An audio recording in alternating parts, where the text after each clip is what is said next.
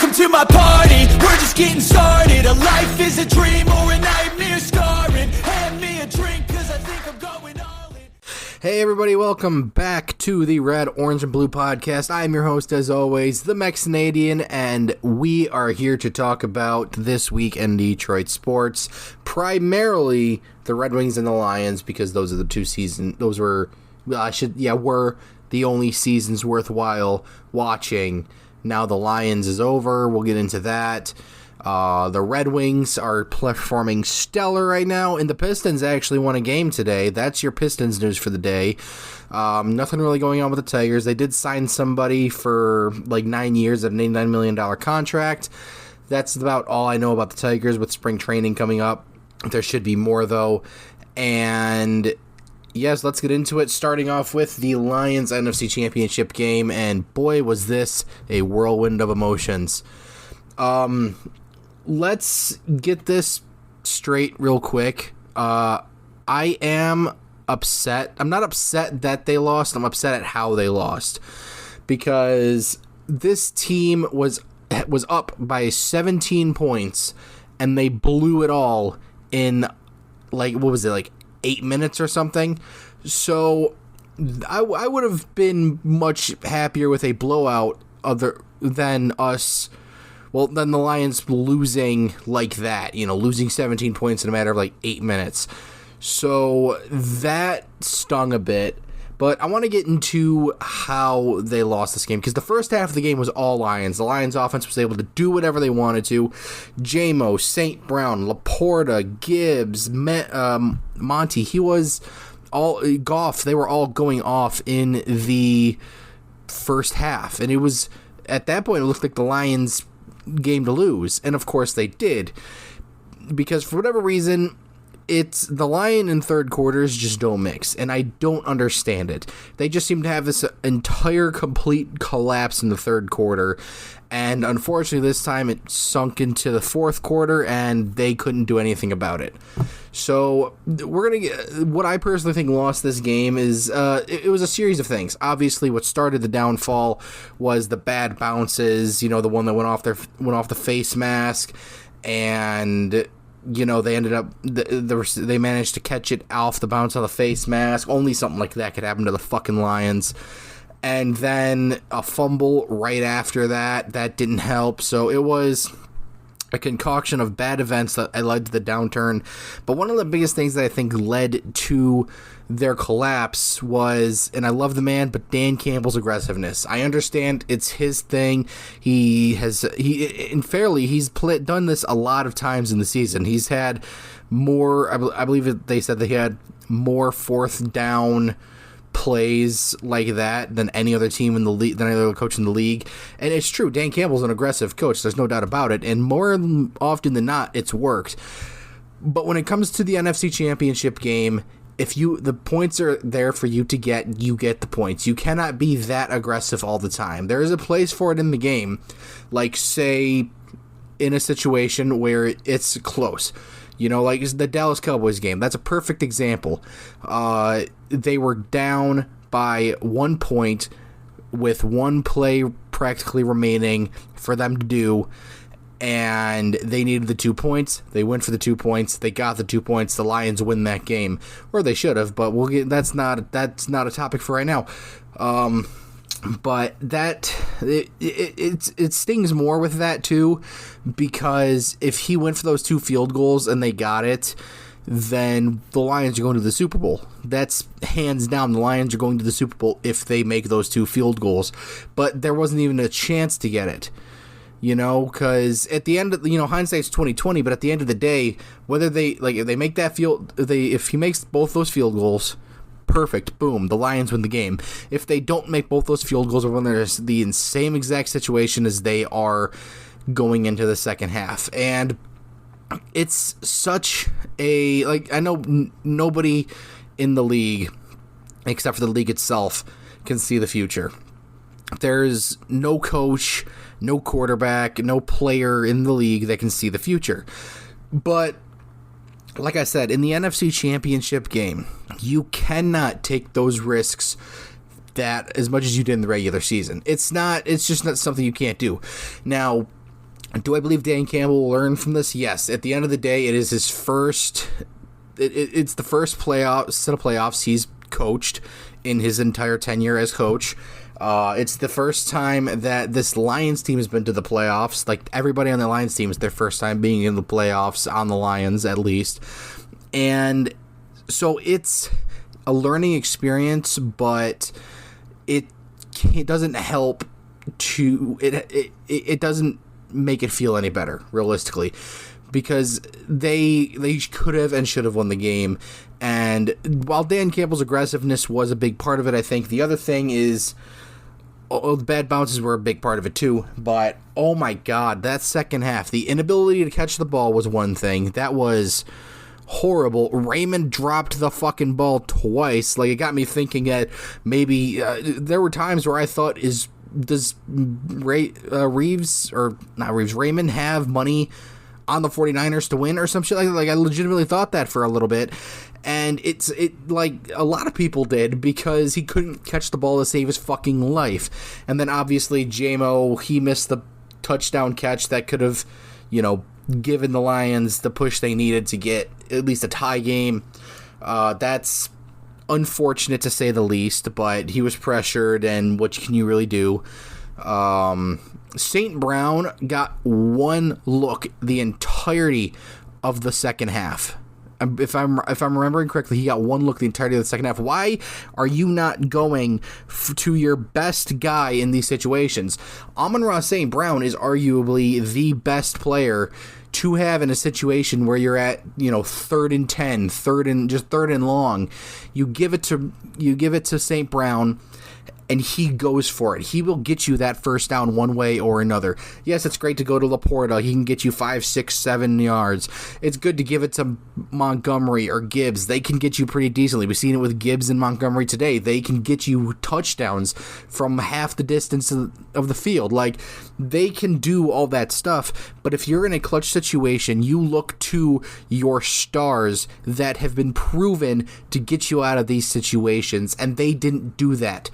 St. Brown was just was he being used as a decoy? I don't know. A decoy is only effective if you actually give the fucking ball to him. Like, I don't understand. And then, not to mention, going for the run to get that last touchdown and screwing it up because you went for the fucking run instead of a pass. Like, and then it's such a wild game because they should have gone with the run more. You've seen it the entirety of the first half. The 49ers could not stop the Lions' run game for the fucking life of them. They just couldn't do it. And the fact that you didn't hammer that home, like, I understand you can't just keep doing run plays every single play, because eventually the teams are going to adjust and it's not going to be there anymore. So you got to throw in the passes and whatnot. But when you have a team like the 49ers, who were so bad at stopping the run game, and you have two superstar runners in David Montgomery and Jahmyr Gibbs, you go for the run. I don't care. You have two of them for that specific reason. And both with two very different skill sets. Montgomery's the workhorse. He can find those open spaces and get all the yards you need. Gibbs, the young, fast, flashy, quick runner who we seen it today. He can juke with the rest of them. Like, he can move around and make people do things that they shouldn't do to have to stop them. Good on them for going with J-Mo a few times. J-Mo really, he had a bad start to the year, obviously, but J-Mo is fantastic. He Megatron'd his first touchdown. Like, that was almost a spitting image of what Calvin Johnson did in his day. But my God, some of the play calling was shocking, and yes, it worked out most of the time until the third quarter, but that's what happens. And then on top of that, the defense, oh my God, the defense. And it's not even like the actual line. Like, Hutchinson was fantastic. The line was great. The fucking secondary was so bad. Cam Sutton, I cannot believe, was on this team for the fucking playoffs. Holy shit, did he get cooked in every single game. He got cooked several times in this game alone. Tampa Bay, he got cooked several times. Fucking, there were, in no way, shape, or form at any point during the playoffs or even the regular season did Cam Sutton look like he was supposed to be a starter on this team. And if you don't have anybody better on the sideline that you can replace Cam Sutton with, then there's a big problem that you need to address either in the draft or free agency, because there is no goddamn reason he should still be on this team next year, or at the very least, he should not be a starter on this team next year. He should be at best your third string guy for that spot. Like, it was amazing how many times he alone fucked the Lions on defense. Like, he just whiffed several tackles. And speaking, we're going to get to the rest of the tackles in a bit because there were some big ones that should have been made. But him and C.J. Gardner-Johnson, like, I like him. I do. He's a veteran. This team needs veterans. But he was so bad. So bad this game. And I can't see him being on the team next year. And he almost, I still cannot get over, like, somebody in one of the Discords I'm a part of, they were talking about, doesn't matter, the Lions scored, which was the Gibbs touchdown. And they were like, doesn't matter, Lions scored. And I'm like, no, it does matter. He's lucky that Gardner-Johnson is lucky that Gibbs bailed him out on that, because that was an incredible return on the interception. And it was all blown the fuck away because C.J. Gardner-Johnson couldn't put his personal vendetta or feelings aside and got a personal foul, which pushed the Lions back and negated all of the movement they had. He got bailed out by Jahmyr Gibbs and Jared Goff there. And I'm sorry, if he's a true veteran, he would know you can't pull that shit in the playoffs, or at the very least, you can't pull that shit in the NFC Championship game against a team like the 49ers. He's just lucky, like I said, that Gibbs bailed him out. So it's something that the Lions need to work on. They need a good secondary, because their secondary is not going to do it, you guys. I'm sorry, it's just not. That's not new information either. If you're surprised, I'm sorry, you've lived under a fucking rock your entire life. But the Lions secondary is so trash, and teams know it. They, like, every team that plays the Lions knows it. Every analyst, Jake Randall, I guess we'll give him his name as a name. Jake Randall, sitting at his home in his recliner with his Bud Light, knows that the Lions secondary is so fucking bad that they almost can't defend against the run game. Like, it was well known. The Lions suck at defending against, not the run game, the passing game. So there's a lot of work that Brad Holmes and Dan Campbell have to put in the offseason, during free agency and the draft. I think at the draft you go for somebody in the secondary, somebody who can, be in that secondary area. And then, like, I love Jared Goff, but at the same time, you might have to start looking for another option. Now, I know they drafted somebody who was the backup today, and I love Jared Goff. I genuinely do.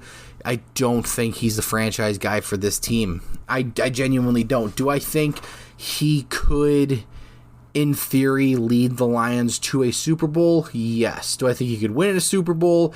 I don't know.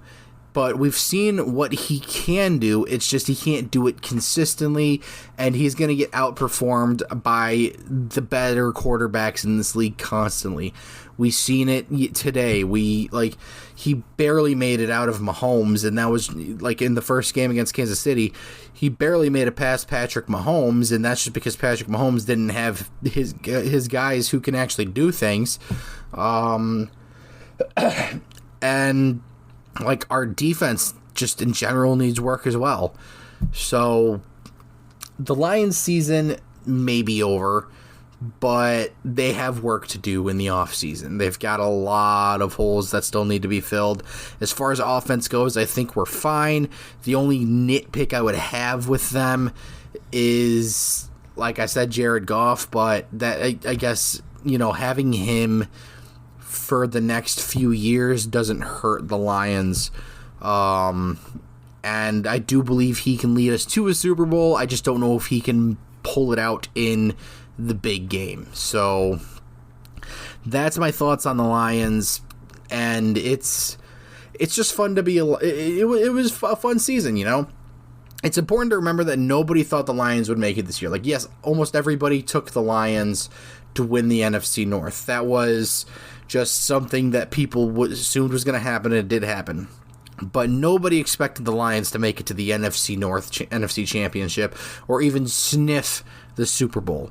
Nobody expected them to be in this position 3 years into their rebuild. Granted, nobody expected Houston to make the playoffs with 1 year into their rebuild, I think it was. But the point is, if they go in with this same team next season, with not the same exact team, obviously, you bring in some new guys, you draft some new guys, stuff like that, bring them in. I think this team is going to be fun to watch for the foreseeable future. And this team should win a Super Bowl in my lifetime. If they keep playing like they did this season and fill the holes that need to be filled and figure out why they keep collapsing in the third quarter, then I'm almost certain that this team will win a Super Bowl in the next 5 years at this point. Like, it's almost a given. And Detroit's becoming a more desirable place to play for numerous sports. So high-end free agents are going to want to come to Detroit to play, and guys who were drafted are going to want to be drafted by the Lions, and so they're going to be more willing to prove themselves against the Lions with the Lions, stuff like that. So it's going to be fun to watch them build off the season and eventually get to the big game. Because if they can make it this season, they sure as shit can make it next season. And that's about all I've got on the Lions. So, like I said, fun to watch. I'm upset the season was over when it was, but at the same time, I cannot complain about the results of the season as a whole. So with that, we're going to get into some Red Wings talk. Yes, Red Wings. I know that's what you guys come here for. But realistically, the Red Wings had to, let's get off of the mopey topic and go to a fantastic topic, and the Red Wings are fucking killing it. They are currently, I believe, 8-1-1 in their last 10 or something like that. I can't remember. I gotta look this up, but they are killing it in January. They only lost one game this week. That was against Dallas Stars. We'll get into that. But first, they on Sunday took on Tampa Bay Lightning at home, won 2-1 in regulation. Goal scorers were Larkin and Sprong. Sprong had a beauty of a shot, and that was Larkin had a fantastic shot too, but or it was Raymond and Sprong. My bad. Larkin had the assist. I read the wrong thing. But big things from this game is that Kane is definitely a superstar. And you're probably saying, well, he didn't even play. How do you know he's a superstar? Well, if you guys watched the broadcast, Ken Daniels said that Patrick Kane went to Daniel Sprong and said, shoot low glove on Vasilevsky. That is exactly what Daniel Sprong did on his breakaway.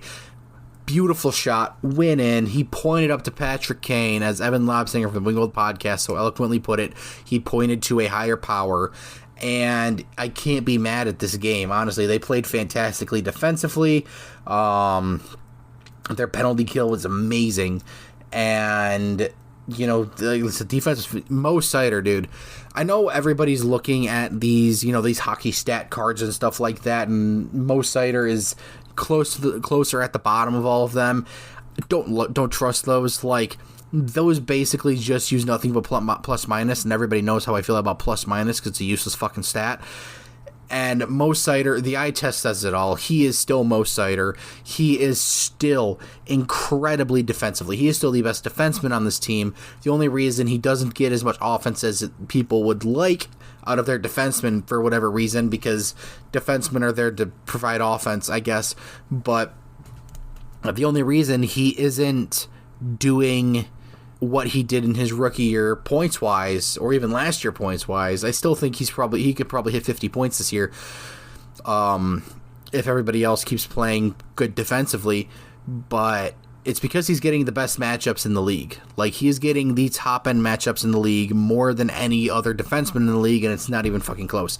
Him and Jake Wallman soar past the rest of the league in competition and in quality of competition out of every defenseman in the league, and it's not even close. Like, I think it was like 85 to 90% of the time Mo Seider and Jake Wellman are on the ice, it's against other teams' top lines. So him not being able to provide as much offense as people want, which we'll get into that too, because he did provide quite a bit of offense in these last few games. But him not being able to provide and put up the points that people would like think a defenseman should is purely because of that. There is no, and I was talking with somebody, I think it was a Toronto fan on Twitter a few days ago, that, like, because one of these Twitter analysts who create these bullshit charts and whatnot said that Lalonde should switch up Seider's minutes and so he can get simpler minutes and ease up his time and quality of competition so that way he can get some offense in. To where, and I responded, I think you're a fucking moron. Who are you going to put up against the McDavids and the Kucherovs of the world? Because legitimately, who are you? Are you going to put Ben Sherratt? Are you going to put Justin Hall? No, you're not going to do that. And I talked to a Leafs fan about this in the comments of that post, and he said, if one player is so critical to your team's success, then there's a bigger problem. And to that I responded, okay, so if they took away Austin Matthews from the Toronto Maple Leafs, where do you think your team would be right now? Because right now they're battling it out with the Red Wings and the Lightning for the wild card spots and third place in the Atlantic.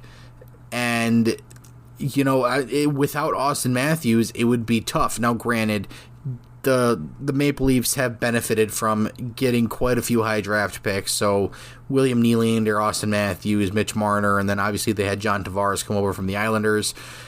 And so if they're struggling now, can you imagine what they would be like without Austin Matthews? Like, imagine if Arizona got Austin Matthews and not Toronto, or say Anaheim, or hell, the Red Wings get Austin Matthews instead of Toronto. Like, where do you think, because they've built that team around Austin Matthews. It's no mistake. They've built that team around Austin Matthews, Mitch Marner, and William Nylander. They basically built it around the core four, more or less, but at the time they were building it around the three, you know, Nylander, Marner, Matthews. So if you take one of those guys out, well, where does your team stand now? Granted, at that point, it's very possible that because they don't have to pay Austin Matthews, you know, 10, 12, 13 mil anymore, they get better guys and surround Nylander, Marner, and Tavares with them. But does it equate to the same thing? Because without Austin Matthews, that team kind of struggles to score. Like, you take away Austin Matthews, and that's a big hit to your goal scoring. And yes, Marner provides really good offense. Nylander provides incredible offense. Tavares has not provided very good offense this season, but he's provided decent offense. You know, who do you have in that line, that team that can carry a team like Austin Matthews does? And the answer is nobody. I can't see William Nylander or Mitch Marner being the guys they build a team around. Because, like I said, yes, they're both really good offensively, but they're not guys you build a team around. You know, maybe Marner, because he's one, if not the best two-way forward in the league. But, you know, I'm getting too much into this. But this feels like a whole separate topic now. But my point is, almost every team, I should say, has that one guy that if you take that away from them, they're nothing. You know. Some exceptions would be Vancouver, because they've got Pettersson, Hughes, Hronek, Miller, Besser. They've got those guys, but look at Edmonton. You take away Connor McDavid, who do you got? Leon Draisaitl, and that's it. You go to Pittsburgh. You take away Sidney Crosby. That team's dead, even more dead in the water than they are now. You go to Washington. We were seeing it now. You go to Washington. Ovechkin's pretty much nothing right now. Look where they're at. They started off really good, but without that goal scoring that Ovechkin provided at last season or in his previous years, without that being there now, then they're nothing. So it's all a matter of surrounding certain players with players that complement them, and Detroit's done that very well. Detroit has done that incredibly well so far. They've built this team. They started building this team around Dylan Larkin, and then when Seider and Raymond came up, now they're starting to build around them. They're starting to bring in playmakers and other goal scorers who can score 15, maybe 20 goals a season to complement them in the bottom six. They're starting to bring in guys who can move the puck around. Patrick Kane, David Perron come to mind. They're bringing in grind guys like that Copper-ass Fisher line is still fantastic. They're bringing in those types of guys to make room for guys like Seider, like Raymond, Larkin, now DeBrincat. So you've got a decent setup there, and that's what I lost track of where this was going. But that's what Mo Seider, we're talking about Mo Seider. I don't know how I got into this whole conversation, but whatever, we're sticking with it. That's how you build a team. Unfortunately, Detroit's rebuild has not been, I'm not going to say not successful, because obviously if they keep up the pace they're in, they're going to make the playoffs. But right now, as it stands, they're still technically rebuilding.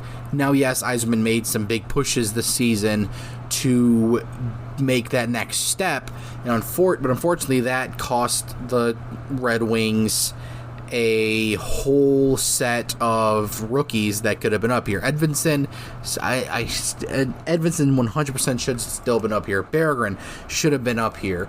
I love Christian Fischer, I really do, but Berggren should have been in here instead of Christian Fischer. There was so much that this team could have done with their rookies, and they just didn't do it. But next year is going to be different, obviously. We're going to have contracts off the books that, Ghost Despaire's not staying. I don't believe he's staying, and I don't really want him to stay. But Edvinson's going to be a replacement for him, and we'll see if Yzerman's able to make any moves either at the deadline or during the draft, or something like that, to move another defenseman or two, or just move some more guys in general. Because I think Yzerman is I feel like Yzerman's going to re-sign Sprong. I think that is a guy that Yzerman wants to re-sign, and it's all a matter of how much he's asking for as well.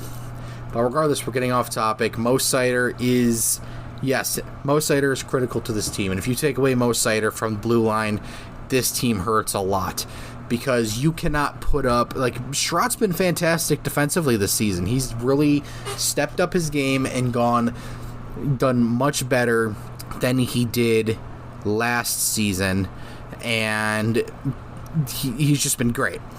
Do I trust him on the top pairing with Jake Woolman? No. Do I trust Justin Hall on the top pairing? Fuck no, I don't. Do I trust Jeff Petrie on the top pairing? Not really. Ghost Despair has been on the top pairing with Seider a few times when Woolman was out. You might be able to throw Mata up there, but I don't think Mata could handle going up against each team's top pairings that often. So you really, yes, if you take away Mo Seider is the most important part of this team. He's the most important player on this team, and it's not obvious. It's obvious to see that.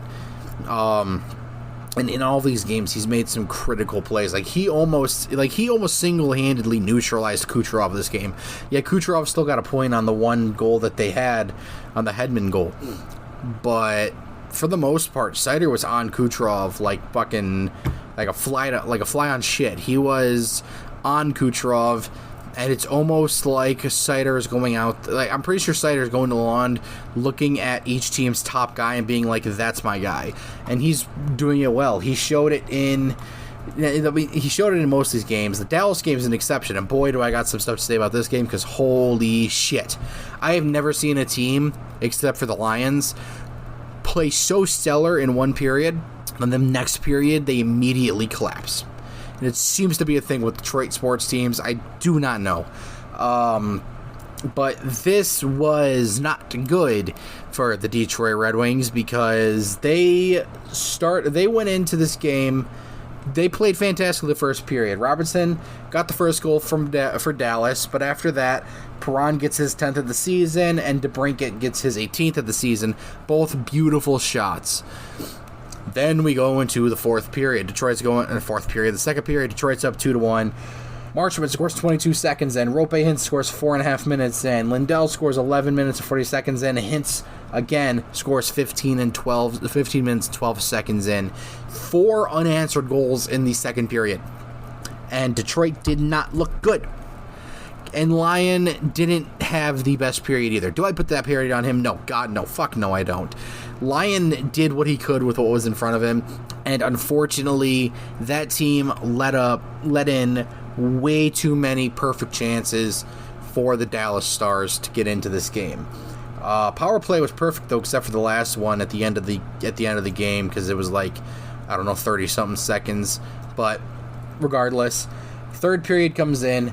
Larkin scores, and Larkin and Comfer score to get the Red Wings 2 more goals to make it a 1-goal game. The power play happens. They aren't able to convert on it. And unfortunately, the Dallas Stars beat the Red Wings 5-4 in regulation. That's a game that you kind of have to win, because if you look at the standings now, we'll get into it, but losing that game allowed Toronto and Tampa to pull ahead in the standings more than you would really like, but it's still close. It's not like either team's running away from the Red Wings, but we'll get into the standings later. But then they came back on Thursday to take on the Philadelphia Flyers. If you guys remember the last game, it was like 6-5 from a shootout, and then before that, Philly won 1-0. This game, the Red Wings won 3-0, and Alex Lyon came back from being pulled in the Dallas game and looked stellar. Holy shit, did Alex Lyon look good. And this was a fun game to watch too. No scoring in the first or the third. Everything came in the second, and it was all Detroit. Like I said, Dylan Larkin scored 1:30 into the game. Seider gets his 6th of the season. That was Larkin's 20th of the season, by the way. Seider gets his 6th of the season. 7 minutes 15 seconds into the game, and then Andrew Kopp gets a shorthanded goal. This was beautiful, dude. That was so good, and it was all from Rasmussen. Petrie basically shot it up to get it to Rasmussen just to kill off time on the power play. Rasmussen shoots it deep, or I think Petrie shot it deep. Rasmussen goes in the corner, battles. Detroit's changing. Kopp goes out there for Larkin. He skates it, and it almost looked like Philadelphia gave up on the board battle, because Rasmussen gets it pretty easily, and he's able to feed it to Kopp, who's able to just skate right into that shot, and it was a beauty of a shot, shorthanded. Man, that was such a good goal. Andrew Kopp's been playing fantastically ever since he's been put on that line with Rasmussen and Fisher. Fisher's another guy I wouldn't mind them re-signing in the offseason for like 2 more years, but that also once again leaves a clog at the forward position for a guy like Berggren to come up. But regardless, Detroit wins that game 3-0. And then the game that I think was going to be a bigger tell-all than any of these other games, like Dallas and Tampa both are playoff teams and are looking like contenders. Philadelphia wasn't going to be a contender in the first place, but they are above the playoff line right now, but they've lost like 5 straight, I think.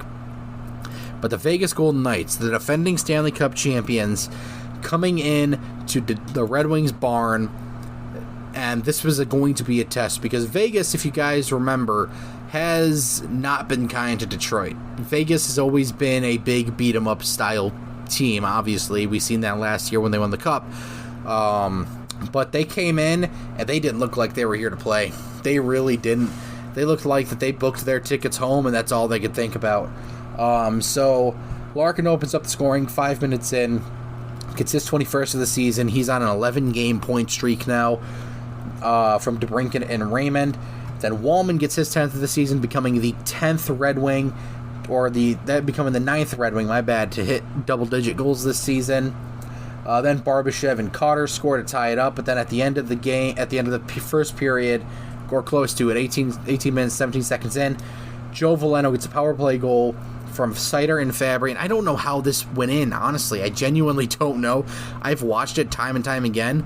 I don't know how it went in, because the way he shot it and the way that it came off of his stick, it looked like it was going wide straight to, like, I think it was Fabry. And then straight to DeBrincat, and I thought DeBrincat was going to tap it in, but no, somehow that fucker went in the net behind Thompson, and it still baffles me because I still can't figure out how the fuck it went in. But that's Veleno's 9th. Kopp becomes the 10th Red Wing to get double-digit goals with 10, and then Larkin gets his 2nd of the night, 22nd of the season on the empty net. Detroit wins 5-2, and boy, was this this was a good win. Now, it comes with a caveat, because during this game, I was at my parents' house, family game night, and if you follow me on Twitter, you guys would know that I, at the time, was, and still am, the longest, I was the longest reigning family game night champion at the time. And unfortunately, it didn't go well for me. It didn't, unlike the Red Wings, it didn't go well for me. We went in, played Cards Against Humanity. It ended up being a 3-way tie because we put like a time limit on it because none of us really wanted to be up, because there was like 13 of us playing and none of us wanted to be up all night playing Cards Against Humanity. So we put a time limit on it, and it came down to a 3-way tie between me, my dad, and my older sister. And boy, oh boy, I was so close to keeping my title, and it did not work. I lost my title. The longest reigning family game night champion lost his title to his older sister. It's unfortunate, but hey, like they say, winners, I don't know where I was going with that. You win some, you lose some, I guess. I still hold the record for the longest reign of the longest family game night championship reign at almost a year and a half, and no one can take that away from me. It's never going to get broken. At least I hope it doesn't get broken, but it's never going to get broken. And I can live with that. I'm going to win it back again next family game night. So it's just going to happen. Sorry, I haven't drank anything yet. But on top of during all these games, two things were consistent. Mo Seider has been fantastic defensively. He's made some really, really good defensive plays in the Vegas game. And during the Philly game, he was blocking the shots constantly. But another person who I haven't mentioned yet, Alex Lyon. And it shouldn't come as a surprise. Alex Lyon really is the primary reason that the Red Wings are as firm in the playoff race as they are now after that horrible December. And I'm going to get into that a little bit too, because I have some stuff to say about it. But it's so obvious that Alex Lyon is the calm, confident presence that this team needed in the net. Because you could tell when Reimer and Husso were in there, the team played nervous around them. The team played around them like they had to do everything in their power to not let them shoot the puck. And that involved a lot of times putting themselves out of position and allowing bad shots on goal. And with Alex Lyon, you just don't see that. You don't see that from the team when Alex Lyon is in net.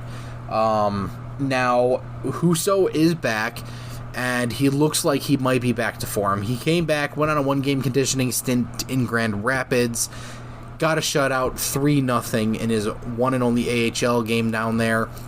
And And I want to get into this too because I got into a fucking big argument with somebody about this because I believe it was the Hockeytown West podcast. They are Grand Rapids Griffins podcast. Shout out to them. But they posted the video of him receiving first star of the night for the 3-0 shutout in Grand Rapids. And somebody underneath it, some douchebag underneath it, commented in the AHL where he belongs. And that irked me. That straight up irked me because Ville Husso, like, they went on this whole tangent about how Ville Husso wasn't an NHL goalie, but Ville Husso, his first playoff game was a shutout, and I did get my facts wrong a little bit in this one. I said Husso was the goalie that got them to the playoffs where they won, but no, Jake Allen got them in there, and then Binnington went sicko mode in the playoffs. But you know, his whole thing was Husso was, like, he ended it by saying continue defending a goalie who his entire time with the Red Wings has 3 goals against and a sub .900 save percentage. And I didn't even respond because it was like just slamming my head through a fucking reinforced brick wall. But if your whole thing about Husso not being a good goaltender is looking at his numbers, then you have to also look at the people who were in front of him at that time. When Husso came in last season, the top pairing for the first half of the season was Mo Seider and Ben Sherratt. And his backup was, well, not his backup, I'm pretty sure he was supposed to be the backup to Alex Nedeljkovic, but Nedeljkovic started so poorly. And so he got sent down to Grand Rapids and all that. And so Husso's backup at the time was Magnus Hellberg. Well, Magnus Hellberg wasn't much of an upgrade. It wasn't an upgrade at all to Alex Nedeljkovic.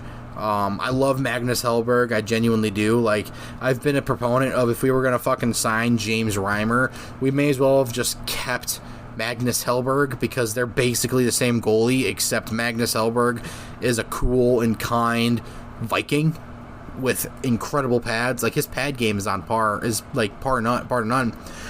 But he was overplayed because Nedeljkovic didn't play well, and the only other option was Magnus Hellberg, and Magnus Hellberg was like 35. So you can't really overplay. You can't play him too much. It's the same thing with Reimer. But so you can't play him too much, and also he's a career backup, so you're not going to play him a lot anyways. So it was one of those things where he got overplayed. The team in front of him wasn't giving him anything to work with, and confidence took a hit. When your confidence as a goalie especially takes a hit, you start performing very badly. We've seen it all over the league. Campbell in Edmonton, Ranta in Carolina. You know, you see it everywhere in the league, and it's being a goalie is more mental than physical, really.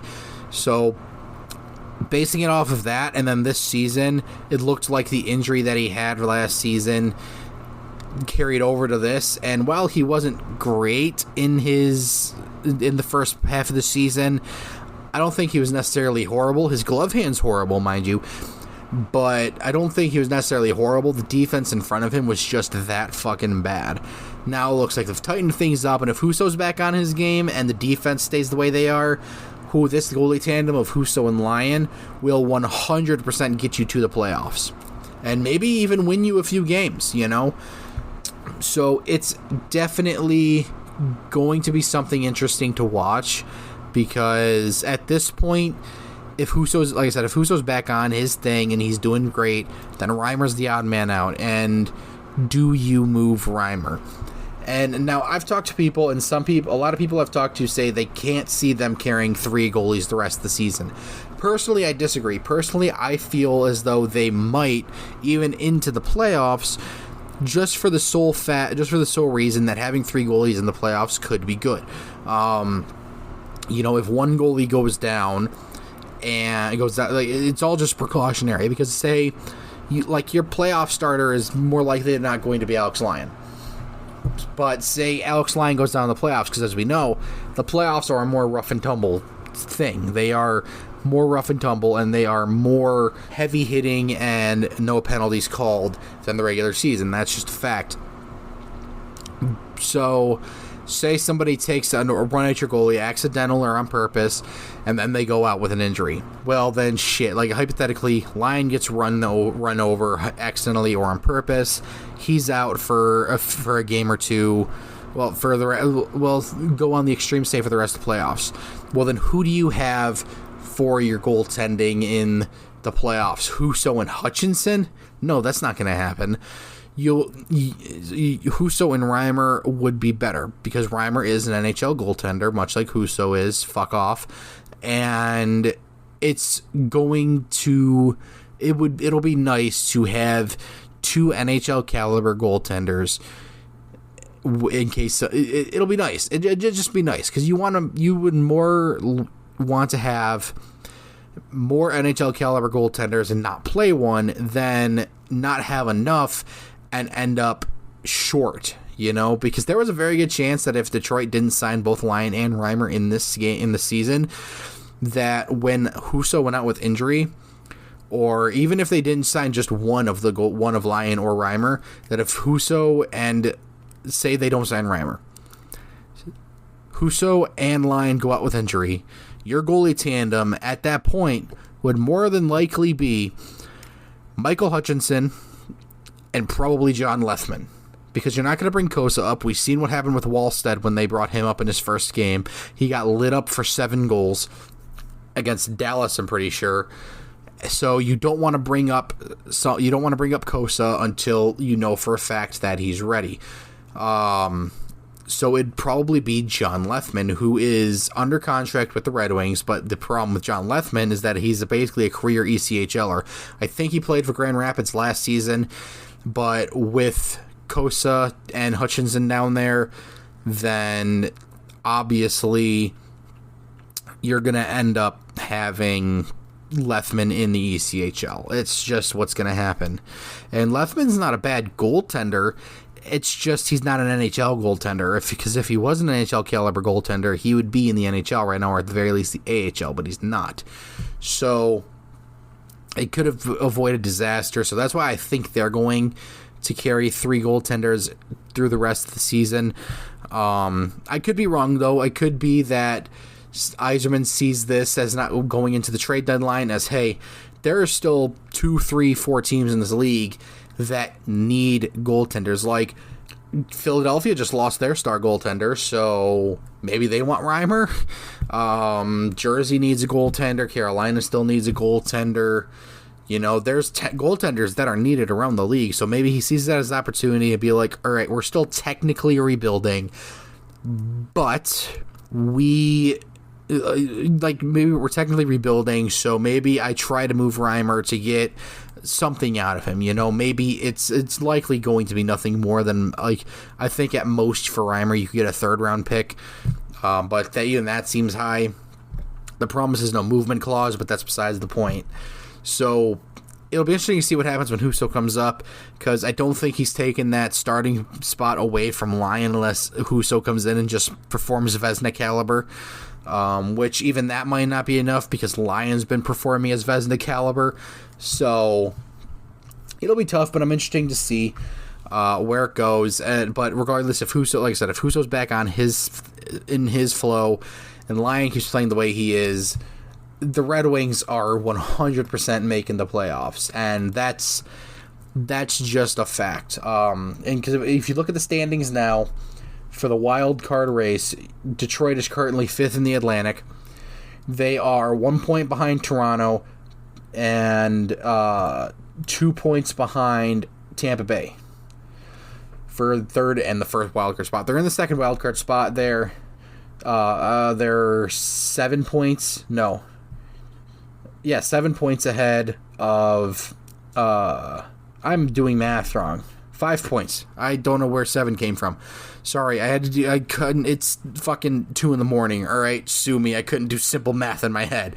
I'm tired, alright? It's been an emotional day for me. But they're 6 points... They're 5 points ahead of the Islanders, and they're 5 points ahead of the Islanders, 6 points ahead of the Penguins, 6 points ahead of the Penguins, Devils, and Capitals, and they're quite a bit ahead of the Sabres, Canadiens, Blue Jackets, and the Senators, because the Senators just kind of fucking suck this year. So it's gonna. I mean, the Atlantic's gonna be fun. You're starting to see a bit of a separation, it looks like, between the teams. And if Detroit can keep playing the way they are, then yeah, you're gonna see separation from the Islanders, Rangers, and from the Rangers, the Islanders, the Penguins, the Devils, and the Capitals. Because the Capitals, they've dropped entirely. The Islanders can't seem to get anything going. They're 2-6-2 in their last 10. Pittsburgh is 4-3-3 in their last 10. New Jersey is 3-6-1 in their last 10, and Washington's 4-5-1 in their last 10. So it's looking more and more like there's going to be a separation, but you can't count out the Penguins. The Devils, they're Jack Hughes-less, so if he comes back in time, then maybe they'll probably make a push. Washington's done, essentially. They're not going to make the playoffs. But then you got to watch out for the Metropolitan as well, because that race is getting tight. Philadelphia is third in the Metropolitan. They've lost 5 straight. They're 5-5 in their last 10. And they're only 5-6 points away from the Islanders. 4 points. I can't do math right now, you guys. Sorry about that. But they are 6 points ahead of 4 points ahead of the Islanders. So, and 5 points ahead of the Penguins and Devils and Capitals. So the Flyers could drop out of that race as well, and then they would be right there contesting with the Red Wings and the Maple Leafs. So if you're a Red Wings fan, you really just kind of want Philadelphia to win and stay in that third spot, because the last thing you want is a team with 56 points to come into a race for the wild card spot when you're only 1 point ahead of them, and the team above you is only 2 points ahead of them. So it's going to be a wild race in the Atlantic. And if we take a look at the West, that's pretty much almost done and said and done for. You're in the Pacific, your teams that are going to make the playoffs: Vancouver, Vegas, Edmonton, Colorado, Dallas, Winnipeg. They're likely all going to make the playoffs. And we're going to get into Edmonton in a bit. Don't worry about that.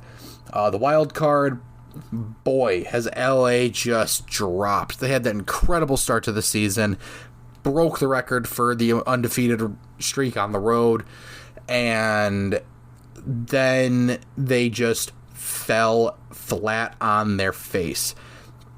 They are 2-5-3 in their last 10. And those 2 wins are the only 2 wins they have in the entire month of January, if I'm not mistaken. So it's bad in LA. They're tied with St. Louis in the wild card spot, and they are 1 point ahead of the Predators, 2 points ahead of the Kraken, and 5 points ahead of the Coyotes. So the West, as far as the seeded spots go, they're 100% decided. But if you look at the wild card in the West, it's not even close to decided yet. So hockey's fun this year, you guys. What can I say? But besides the playoff picture, I'm going to talk about Edmonton, because 16 wins straight. The league record is 17, so they need to win 2 more games in a row to break the record. Do I think they can do it? Very much so, I think they can do it. Now, is it going to be a challenge? Of course it's going to be a challenge, but it was a challenge just to win the fucking 16 in a row regardless. So their next games, they don't play again until after the All-Star break. And after the All-Star break, their first game is against Vegas. Vegas has been slumping as well. And then after that, the game that they need to win... Well, they need to win the game against Vegas, which I think is 100% doable. Although they'll probably have Aiden Hill in there, so that it'll be difficult.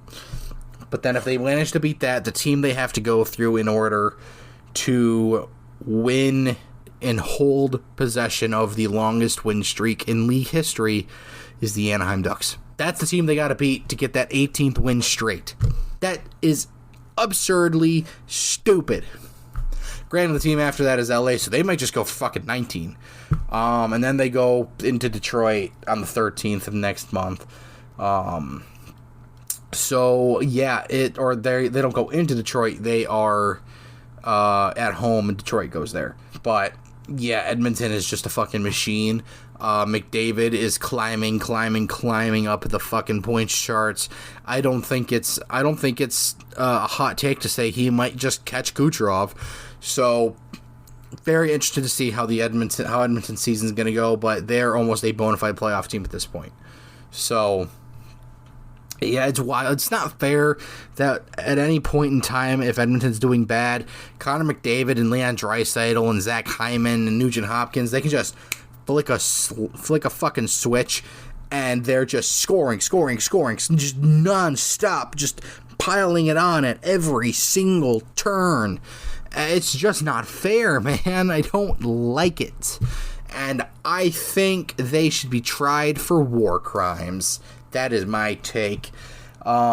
So let's get into a less war crimey theme, and let's do our prospect report this week. And this week, it is going to be on Nate Danielson. Nate Danielson, he was just traded a little while ago to the Portland Winterhawks, and he's been doing great. I think he's a point per game in Portland right now. He's got 4 points in 4 games. Not 4 points in every game, because his first game there, I think he had like 3 points.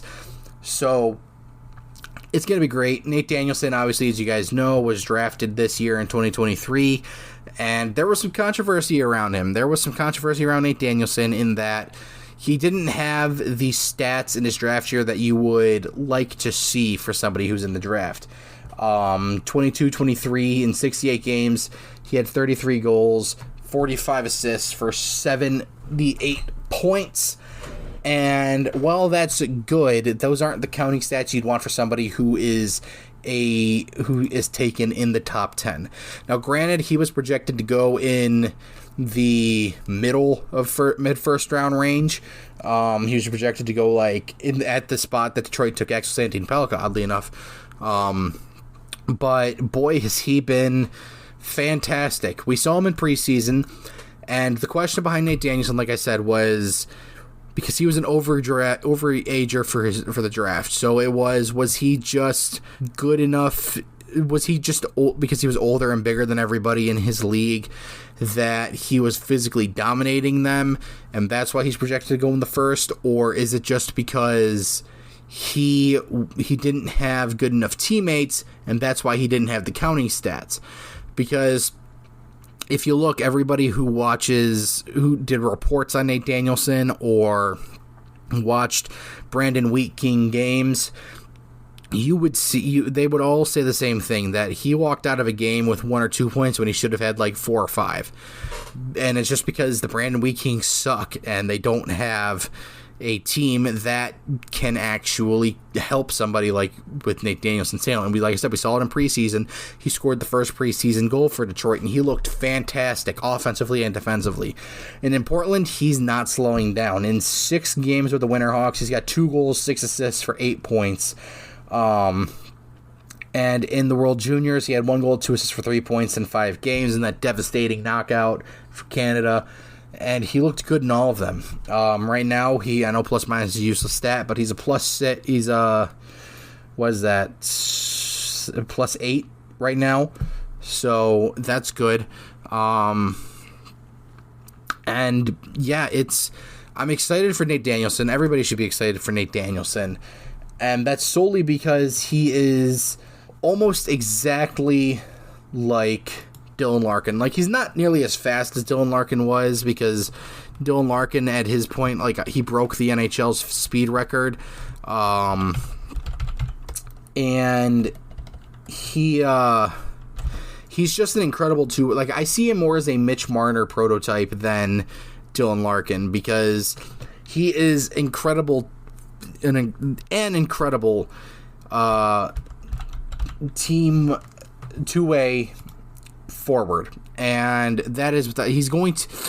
I think his ultimate ceiling is a potential 1C, but Larkin's going to keep that job for pretty much the entire time that he's on this team, which I hope is the entirety of his career. But he is going to more likely than not be the second line center, unless Casper starts lighting shit up, which he's been doing it. He's been looking really good in Grand Rapids, but we're not doing a prospect report on Mark and Casper. We're doing it on Nate Danielson, and Nate Danielson is almost certainly slotted into that 2C role for the Detroit Red Wings. And I cannot be happier with his development. It's looking. I wouldn't be surprised if he makes the team next year, but I don't think that's going to happen because we all know how Steve Yzerman is with his prospects. He wants them to, like, Seider and Raymond were complete outliers. They just performed that well that they had no choice but to make room on the roster for him. And I'm not saying Nate Danielson doesn't do that. Nate Danielson 100% could do that. And there's a very, very good shot that he does. But in Nate Danielson's case, if he's going to play the style of hockey that he plays, he needs to, in my opinion, go to the AHL, learn how to play that fast-paced pro-level hockey, and build up more NHL muscle so that way he can properly play that role. Because 100% Nate Danielson's going to be trusted on the penalty kill and the power play once he gets up to snuff. So if he can get to that point faster, then I do 100% believe he goes to the AHL before the Red Wings. And that's just something that should happen in my opinion.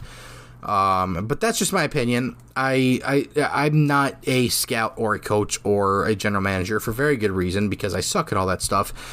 But it's just my observation. I believe he will benefit more from playing 1 year in the AHL in Grand Rapids over coming straight up to the main roster. And like I said, there is nothing saying he can't absolutely blow the fucking doors down like Seider and Raymond did and make this roster day one out of camp. There's nothing saying he can't do that. I'm just saying it's unlikely. Not unlikely, but not the best course of action for somebody like Nate Danielson. He needs the NHL muscle. He needs to get up to NHL game speed, and that's how he's going to be able to stick with this roster and stick on time. Because personally, I believe if Nate Danielson reaches a ceiling, he's going to be on this team for probably his entire career, or most of it. And I firmly believe that once Larkin retires, if Nate Danielson's still on this team, Nate Danielson is your new captain. That is my thoughts, period. People talk about Seider should be captain, stuff like that. I love Seider, don't get me wrong, but I don't think he's a captain. I don't think he's captain material. Yes, he was captain for Team Germany during the World Juniors at one point, I'm pretty sure. And that's fine. That's great. He's great. I'm sure he made a good captain. But at the NHL level, I don't think he's the captain. And the reason I say Nate Danielson is because he is almost the exact image of leadership that Larkin has. And that's why I think Steve, or whoever's the GM at the time, will look to him to be the captain of the next captain of the Red Wings if it's possible. That's a hot take. I'm well aware. Everybody tells me it's a hot take. I'm well aware. I don't care. It's my take. I'm taking it. But yeah, that is my prospect report on Nate Danielson. He currently has, like I said, 8 points in 6 games with the Winterhawks. He was 26 points from 26 games with Brandon before he was traded. He's playing fantastically. I don't think there's any need to worry about Nate Danielson's development whatsoever, because he already got reps with the big boys in preseason, and he played fantastically, so I don't think he's going to suffer at all if he goes to the AHL. It can only help him. And yeah, I'm excited for this kid. He's going to be fantastic. And so next, I want to get into a bit more serious news that everybody knows at this point, but since I only do this podcast once a week, I'm only just now being able to get around to it. Team Canada sexual assault scandal from 2018 from the World Juniors, that has finally come to a bit of a head where the London police, London in Canada, by the way, I don't know what fucking province it's in because it's Canada, I don't care, but London police said that the 5 players who were involved have to turn themselves in, and those 5 players are speculated to be Michael McLeod, Carl Foote from New Jersey, Carter Hart from Philly, Dylan Dubé from Calgary, and Alex Formenton. Now, Alex Formenton came out today, I believe, or yesterday, technically, since I'm recording this at 2 in the morning, that he had just turned himself into London police, claiming innocence, as everybody here probably will. Formenton obviously was playing in Europe, and he had a weird deal with Ottawa where they still held the rights for him to be signed, but he was allowed to play in Europe, or like he was loaned over there or whatever. It was a really weird thing. But yep, obviously Michael McLeod and Carl Foote, Carter Hart, Dylan Dubé, we haven't heard anything else from them. All of their teams put out statements saying they were granted leaves of absences. And I want to put something out here. A lot of people are immediately jumping to conclusions that these people were 100% involved in it. That has not been confirmed nor denied, except for Alex Formenton. Now, it's not hard to put 2 and 2 together, obviously. The timing of it is convenient, I guess, to say the least. But it is important to keep in mind with the legal system, it is innocent until proven guilty. So I will not give my personal thoughts on this. All I can say is the names of the players who are suspected and alleged to be part of this, because all these guys were part of Team Canada, and it was convenient that every team granted them a leave of absence. Now, in the case of Dylan Dubé, they said he was granted a leave of absence citing mental health reasons. So there is a very decent possibility that could legitimately be the thing. But like I said, I'm not giving my actual what I think about the situation. I'm just giving you the facts because that's all I can do. It is very important with stuff like this not to jump to facts, because that's how people's lives get ruined if they don't deserve it. Now, granted, if these guys are all proven guilty, fine, ruin their lives. I don't give a shit. But until it is proven that they did it, it is important not to jump straight to conclusions and not attack anybody that is involved with them.